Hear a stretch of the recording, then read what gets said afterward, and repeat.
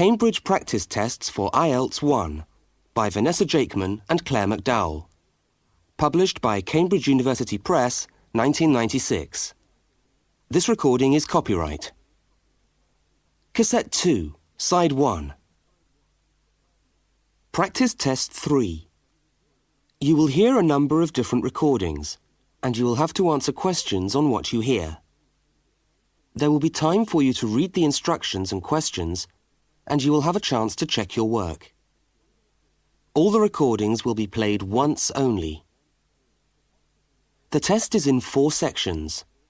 Write all your answers in the listening question booklet. At the end of the test, you will be given 10 minutes to transfer your answers to an answer sheet.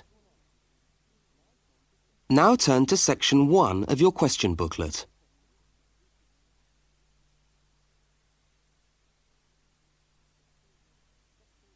Section 1. You will hear a student inquiring about parking facilities. First, look at questions 1 to 4. For each of the questions, 4 alternatives are given. Decide which of the alternatives, A, B, C or D, best fits what you hear on the tape and circle the appropriate letter.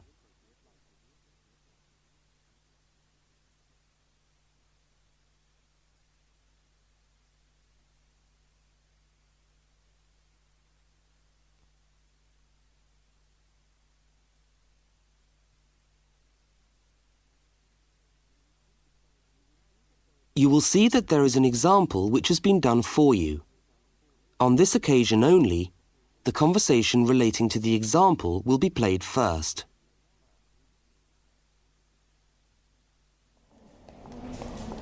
How do you come to the university each day? Train or bus, or do you have a car? Oh, I always walk. I haven't got a car, and anyway, I live quite close.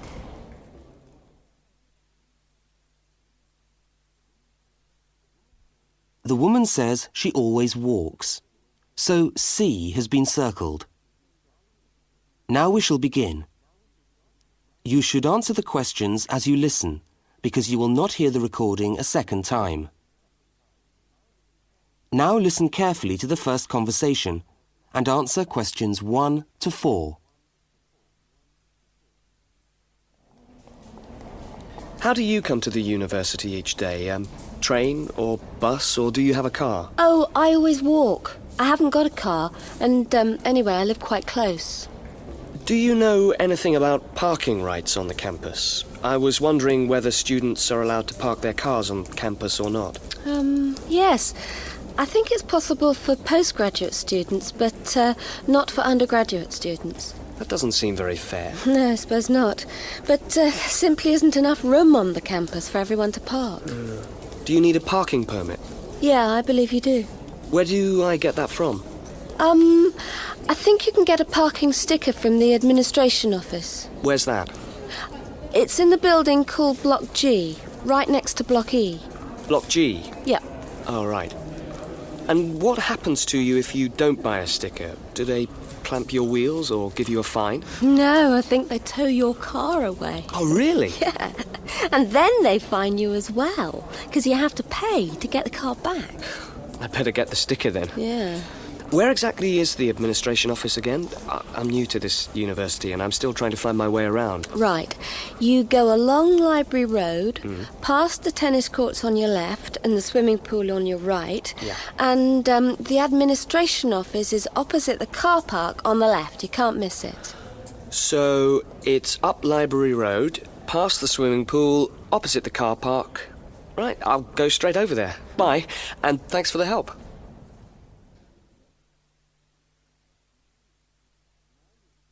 Now you have some time to look at questions 5 to 12.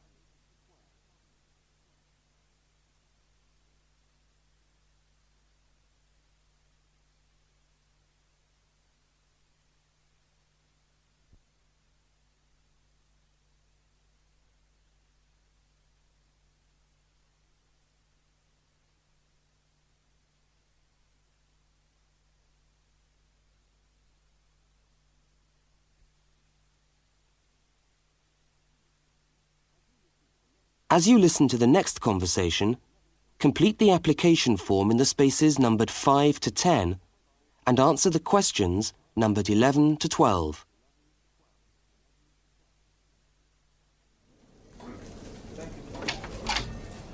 Good morning. Can I help you? Yes, I was told to come over here to get a parking sticker. Is this the right place? Yes, it is. Are you a postgraduate student? Yes, I am. Okay. Well, I'll just need to take some details. Your name? Richard Lee. That's spelt L-E-E. Richard Lee. And the address? Flat 13, 30 Enmore Road. How do you spell Enmore? Oh, E-N-M-O-R-E. And that's in the suburb of Newport. N-E-W-P-O-R-T. Faculty? I beg your pardon? Which faculty are you in? Oh, architecture, the Faculty of Architecture. Right. And the registration number of your car? Let me see. LXJ50... Oh, no, sorry. I always get that wrong. It's LJX058K. LJX508K? No, 058K. And what make is the car? It's a Ford. A Ford. Fine. Well, I'll just get you to sign here, and when you've paid the cashier, I'll be able to issue you with a sticker. All right. Where do I pay? Just across the corridor in the cashier's office. Oh, but it's 12:30 now, and they close at 12:15 for lunch. But they open again at 2:15 until 4:30. Oh, they're not open till 2:15. No. When you get your sticker, you must attach it to the front windscreen of your car. I'm afraid it's not valid if you don't have it stuck on the window. Right, I see. Thanks very much. I'll just wait here then.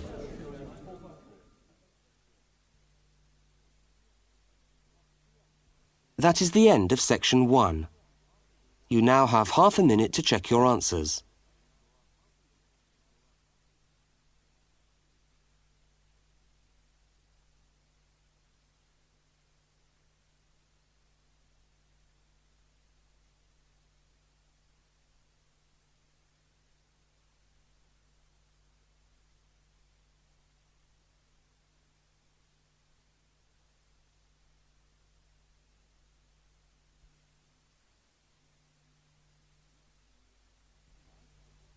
Now turn to section 2.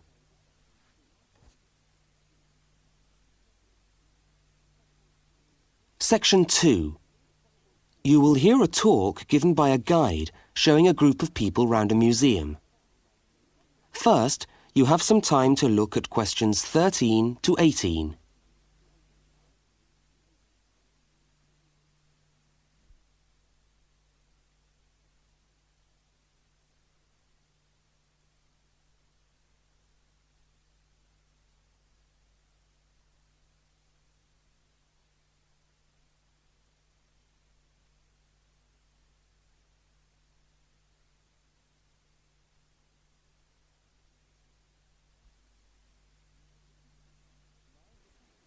Now listen to the guide and complete the notes by filling in the numbered spaces 13 to 18.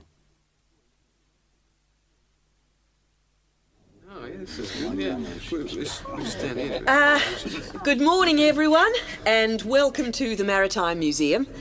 Now, before we commence our tour, I'd just like to tell you a little bit about the history of the museum. As you can see, it's a very modern building, built in the postmodern style, and it was in fact opened by the Prime Minister of Australia in November 1991. It's been designed with a nautical flavour in mind, to remind us of our links with the sea. But the museum isn't only housed in this building. There are a number of historic ships docked outside in the harbour which form part of the museum and which you are also free to visit. And we'll be coming to them shortly. I'd just like to point out one or two things of general interest while we're here. Handicapped toilets are located on this floor, and the door shows a wheelchair. The cloakroom, where you can hang your coat or leave your bags, is just behind us here. The education centre is on the top floor, and there's a good little library in there which you might like to use. Follow the signs to the education centre. You'll see a lot of little green arrows on the wall. The green arrows will take you there. The information desk, marked with the small letter I on your plan, is located right here in the foyer. So if you get separated from your friends, I suggest you make your way back to the information desk, because we'll be returning to this spot at the end of the tour. All right? Now, if you look out this window, you should be able to see where the museum's ships are docked.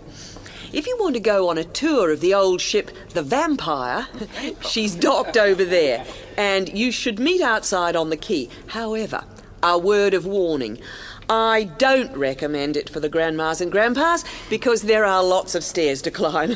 Right now, let's move on. Oh, I almost forgot to give you the times for that tour.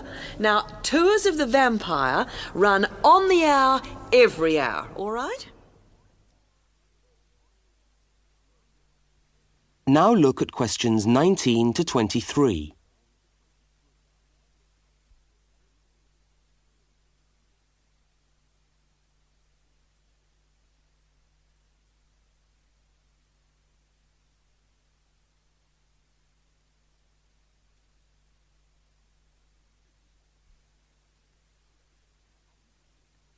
As you listen to the rest of the talk, complete the notes in the numbered spaces 19 to 23.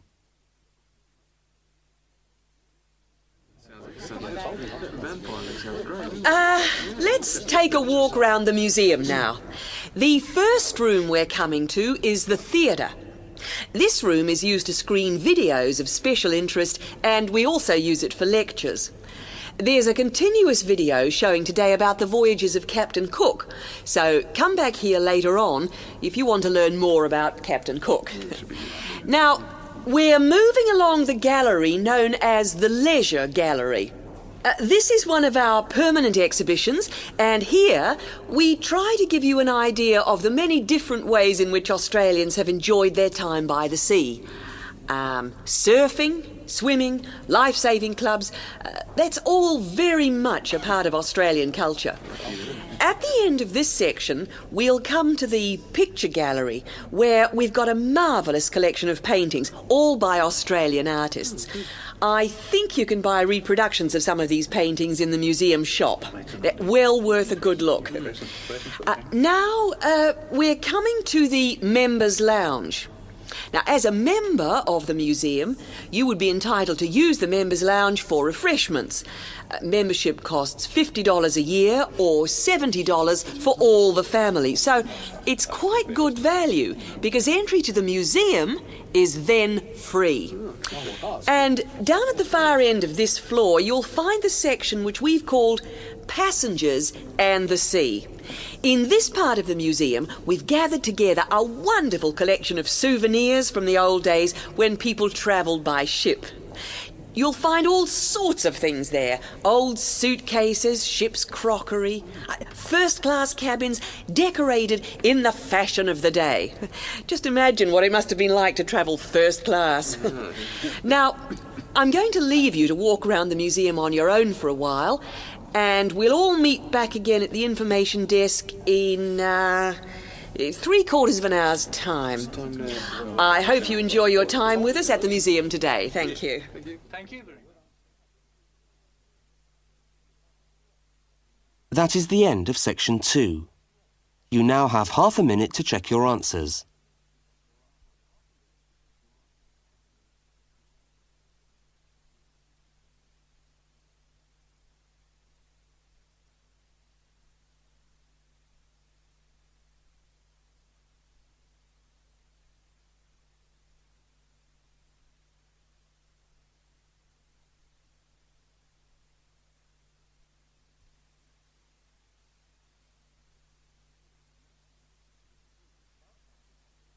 Now turn to section 3.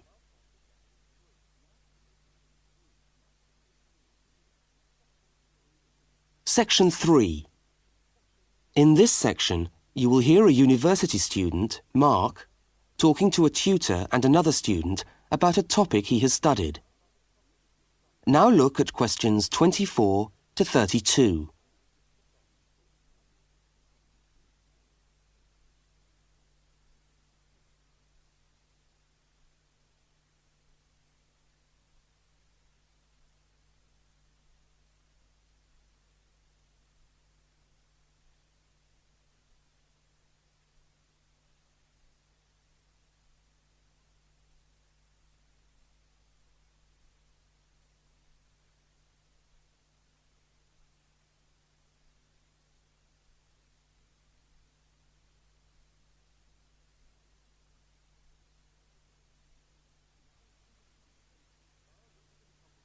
Now listen to the conversation and answer questions 24 to 32. Okay, everybody. Good morning. Good morning. Morning. It's Mark's turn to talk to us today, so Mark, I'll ask you to get straight down to business. All right. Now, following on from what we were discussing last week in Susan's tutorial on approaches to marketing, you were going to give us a quick rundown on a new strategy for pricing, which is now being used by many large companies, known as revenue management, before we go on to your actual tutorial paper on sales targets. Is that correct? Yeah, okay, well... So, what exactly is revenue management? Well, it's a way of managing your pricing by treating things like airline tickets and hotel rooms rather more as if they were perishable goods. Yeah, I just tried to book a ticket yesterday for Perth, and would you believe there are 3 different prices for the flight? Right, and what was the rationale for that? Well, the travel agent said it depended on when you book and the length of the stay. Like, it's cheap if you stay away for a Saturday night, presumably because this isn't business travel, and even cheaper if you buy a ticket where you can't get a refund if you have to cancel. In that case, the ticket costs about half the price. You wouldn't think it would make that much difference, would you? Well, it does, and that's basically because the airlines are now treating their seats like a commodity. You see, if you want a seat today, then you pay far more for it than if you want it in 3 weeks' time. That seems rather unfair. Well, not really. When you think about it, that's just common sense, isn't it? Well, I suppose so. What this actually means is that in the same row of seats on the same flight, you could have 3 people who have all paid a different price for their tickets. And is this just happening in Australia? No, it's the same all over the world. Airlines are able to market a seat as a perishable product with different values at different stages of its life. Well, like mangoes or apples at the market. Yeah, it's exactly like that. The fact is that the companies are not actually interested in selling you a cheap flight. They're interested in selling the seats and flying airplanes that are full. Mark, why do you think revenue management has come about? Well, as far as I can see, there are 2 basic reasons. Firstly, because the law has been changed to allow the companies to do this. You see, in the past, they didn't have the right to keep changing the prices of the tickets. And secondly, we now have very powerful computer programs to do the calculations, and so the prices can be changed at a moment's notice. So you mean 10 minutes could be critical when you're buying a plane ticket? Absolutely. That's right. Yeah. And I understand we've almost reached the stage where these computer programs that the airlines are using will eventually be available to consumers to find the best deals for their travel plans from their home computer. Heavens, what a thought. So the travel agent could easily become a thing of the past if you could book your airline tickets from home. Are there any other industries using this system, or is it restricted to the airline business? No, many of the big hotel groups are doing it now. That's why the price of a bed in a hotel can also vary so much, depending on when and where you book it. It's all a bit of a gamble, really. Yeah, and hire car companies are also using revenue management to set their tariffs, because they're also dealing with a commodity, if you like. So the cost of hiring a car will depend on demand. Well, thank you, Mark, for that overview. That No was trouble. well researched. Now, let's get on with your main topic for today. That is the end of section 3. You now have half a minute to check your answers.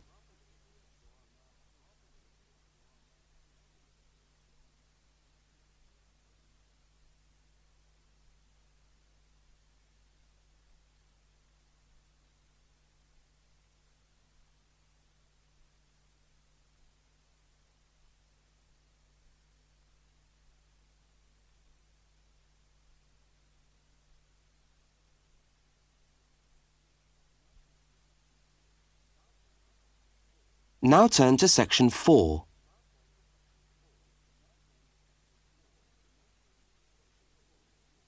Section 4. You are going to hear a short talk on space management in supermarkets. First, you have some time to look at questions 33 to 37.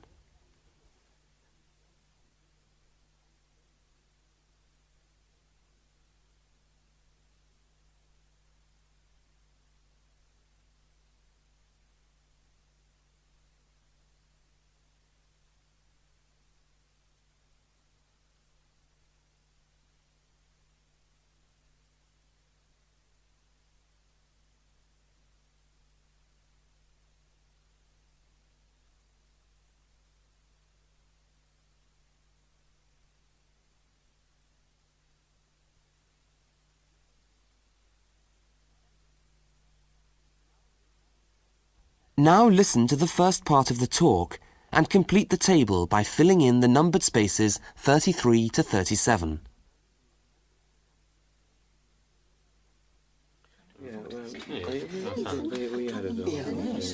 Good morning. Welcome to this talk on space management. And today I'm going to look particularly at space management in the supermarket. Now, since the time supermarkets began, marketing consultants like us have been gathering information about customers' shopping habits. To date, various research methods have been used to help promote the sales of supermarket products.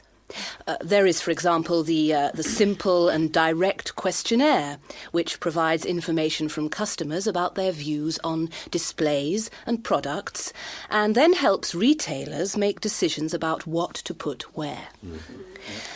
Another method to help managers understand just how shoppers go around their stores are the hidden television cameras that film us as we shop and monitor our physical movement around the supermarket aisles. Where do we start? What do we buy last? What attracts us, etc. More sophisticated techniques now include video surveillance and such devices as the eye movement recorder. This is a device which shoppers volunteer to wear taped into a headband and which traces their eye movements as they walk around the shop, recording the most eye-catching areas of shelves and aisles. But with today's technology, space management is now a highly sophisticated method of manipulating the way we shop to ensure maximum profit. Supermarkets are able to invest millions of pounds in powerful computers which tell them what sells best and where. Now, an example of this is Spaceman, which is a computer program that helps the retailer to decide which particular product sells best in which part of the store. Now, Spaceman works by receiving information from the electronic checkouts, where customers pay, on how well a product is selling in a particular position. Spaceman then suggests the most profitable combination of an article and its position in the store. Now you have some time to look at questions 38 to 42.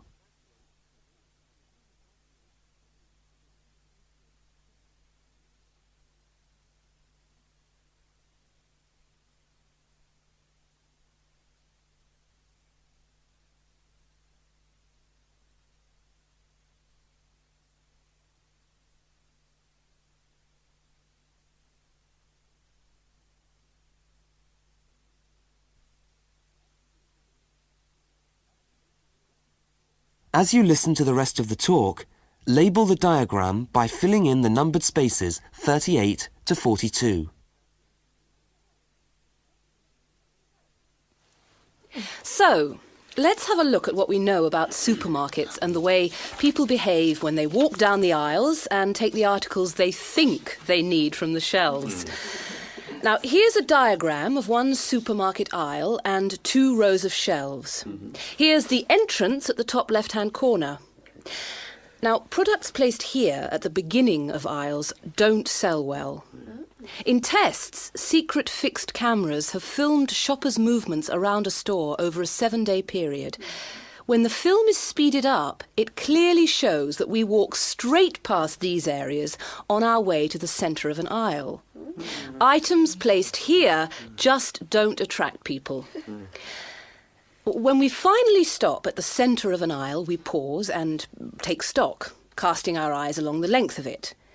Now, products displayed here sell well and do even better if they're placed at eye level so that the customer's eyes hit upon them instantly. Products here are snapped up, and manufacturers pay a lot for these shelf areas, which are known in the trade as hotspots. Naturally, everyone wants their products to be in a hotspot. But the prime positions in the store are the ends of the aisles, otherwise known as gondola ends. Now, these stand out and grab our attention. For this reason, many new products are launched in these positions, and manufacturers are charged widely varying prices for this privileged spot.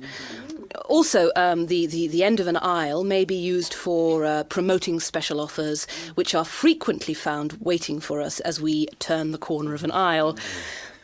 Well, now, eventually, of course, we have to pay. Any spot where a supermarket can be sure we are going to stand still and concentrate for more than a few seconds is good for sales. That's why the shelves at the checkout have long been a favourite for manufacturers of chocolates. Perhaps the most surefire impulse food of all. I agree. I think it's very... Yes, I would...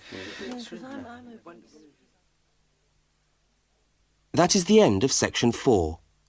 You now have half a minute to check your answers.